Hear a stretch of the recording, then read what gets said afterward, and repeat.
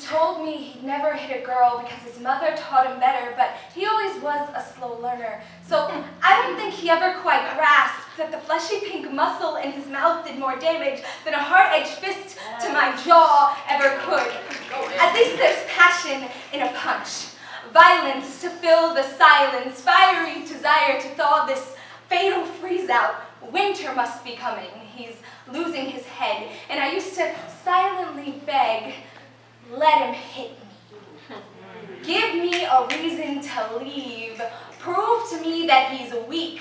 Show me that he's just a man and not the god he makes himself out to be. I have been afraid of just men my entire life. What's one more? I've always been afraid to be alone in the kitchen. I'm afraid that the knives will levitate and run me through all at once. I've been afraid of heights and telephone conversations, but I've never been so afraid of my own words as when I realized that he could use them as weapons against me. 1,000 kitchen knives of my own device flying straight toward me. And people should not be developing phobias of their own emotions, but I've been told I feel too much and that I can't take a joke. Well, I've never been a funny person, but I could always make him laugh by saying that life mattered and people deserved to be loved. He said we were all just blips on a radar. Life is an accident, and in 200 years the world would not remember my name. How naive of me to think that I could change it. The world or his mind? Both remain unmoved. We made the perfect couple.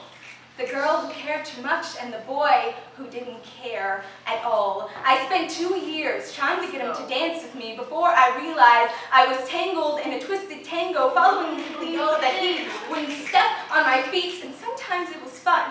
He used to twirl me around for hours, and I'd laugh until the world was spinning and colors blurred together.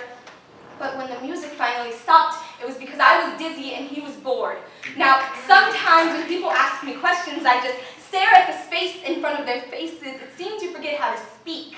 When you spend so long pursing your lips for protection against potential kitchen knives, the points of which I still sometimes feel on the inside of my throat sometimes. Little girl lying on a tiled floor, curled up, bleeding from 1,000 stab wounds while he tries to bandage them with worn-out apologies. Let's go. When I finally learned how to make my vocal cords vibrate and my mouth form word shapes, it was almost too late. The words "I love you" should not be a worn-out apology. They should be a favorite song. And I had it in the lungs, but I couldn't breathe deep enough when I realized that I was free. I miss him sometimes, but the scars on my soul remind me that he's the reason I am no longer whole, and the pieces of me that are begging to be back in his arms only need to be held together because he tore me apart. Yeah.